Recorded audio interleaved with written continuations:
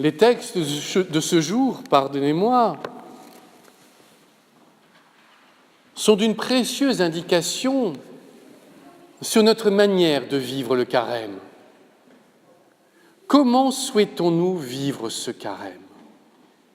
Doit-il être orienté dans un esprit de privation, au risque d'entendre, comme ce fut le cas hier soir chez des amis, une certaine frustration?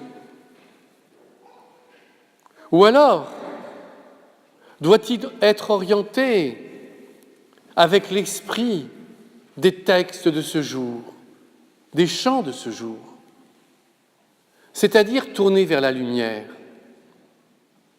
Le carême est-il un temps de tristesse ou un temps où nous allons laisser le Seigneur éclairer peu à peu notre âme et dissiper la tristesse qui peut régner dans notre cœur, dans celui du monde? Pour cela, il nous faut, comme les disciples autour de Jésus, rester éveillés. Un mot important, si souvent employé par nos frères bouddhistes et qui, chez nous, a toute sa puissance.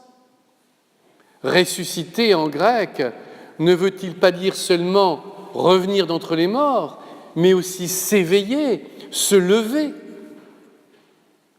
Le Christ, sans cesse, nous appelle à nous éveiller. Mais nous avons la faculté, nous autres humains, de rapidement nous endormir, de devenir sourds à ses paroles, de ne plus voir sa lumière, de ne plus entendre son amour. Et en cette année de la miséricorde, l'amour de Dieu doit retentir en nos cœurs d'une manière toute particulière. Nous ne pouvons pas laisser nos cœurs fermés à la miséricorde de Dieu. Le pape François vient d'effectuer un voyage difficile au Mexique. Il a choisi d'être présent dans des lieux où la criminalité est extrême, où la désespérance est parfois là, avec des trafics, des corruptions, mais aussi de l'esclavage. Eh bien, il est parti en soulignant combien il avait ressenti dans le cœur des Mexicains cette lumière d'espoir. Alors nous, petits Français, sommes appelés à laisser cette lumière d'espoir envahir notre cœur, nous transformer. Et à l'issue de cette célébration avec le Christ, nous sommes appelés à être transfigurés intérieurement. Ce n'est pas une image, ce n'est pas un texte que nous lisons, c'est une réalité que nous sommes appelés à vivre. Les pères du désert eux-mêmes, on le dit souvent, avaient le visage illuminé à force de prière, à force de contempler celui qu'ils aimaient. Car voilà le secret de l'illumination. Le secret de l'illumination, c'est de percevoir que la miséricorde de Dieu est là, que son amour est puissant et que nous sommes appelés à l'aimer. Ne dit-on pas, ne voit-on pas, lorsque deux êtres s'aiment, une véritable lumière dans les yeux, une lumière autour d'eux? Eh bien nous, sommes-nous amoureux de Dieu, au point d'avoir le visage transfiguré? Ou alors notre âme est-elle habituée au point de devenir triste? Nous ne le pouvons pas. Le pape nous a rappelé durant ce voyage un certain nombre de choses fondamentales. La miséricorde est liée à l'espérance. Et ce temps de carême est pour nous l'occasion d'un temps de changement. Et le pape François a rappelé aux Mexicains qu'il y a toujours dans notre cœur une possibilité de réagir, de se laisser transformer, de changer nos comportements.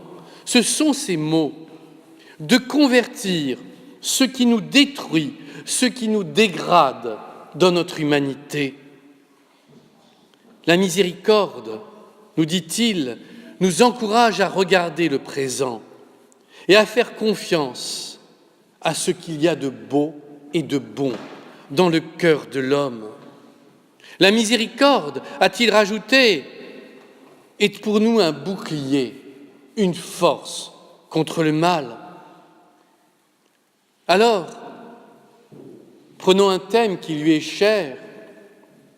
Il nous a appelés à demander le don des larmes, à savoir pleurer pour purifier notre âme. Pleurer, un mot important.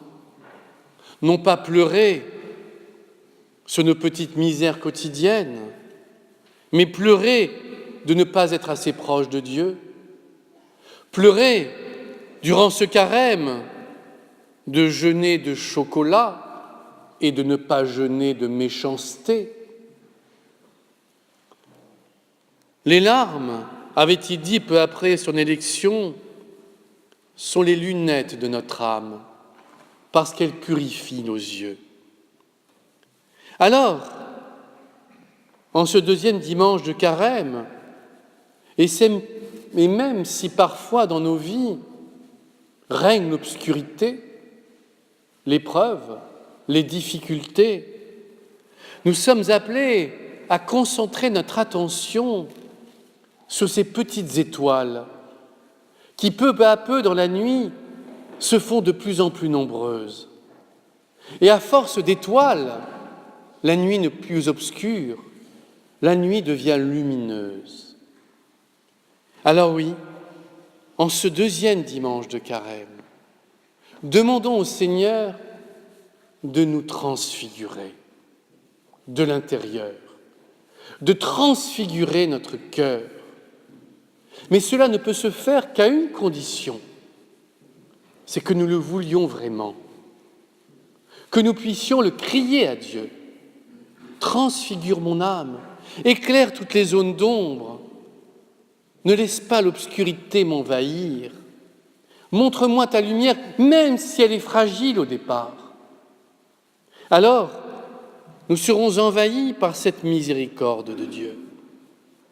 Alors, c'est le Seigneur lui-même qui viendra éponger nos larmes, qui viendra nous consoler. Parce que oui, Dieu est le consolateur. Et la miséricorde de Dieu est liée à sa tendresse, à cette capacité que Dieu a de nous entourer du vêtement de son amour quand nous souffrons intérieurement, de nous prendre dans ses bras, non pas seulement dans nos idées, mais presque physiquement. Les grands saints ont fait l'expérience de Dieu, non seulement intérieurement, mais presque corporellement. Ils ont senti Dieu envahir chaque cellule de leur être et les transformer. Et nous aujourd'hui, petits chrétiens du 3e millénaire, que souhaitons-nous?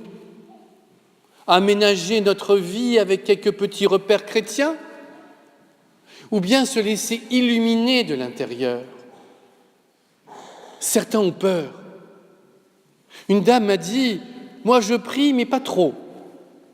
Parce qu'on ne sait jamais, si Dieu me demande trop, cela m'effraie. C'est humain. Mais quel visage a-t-elle de Dieu?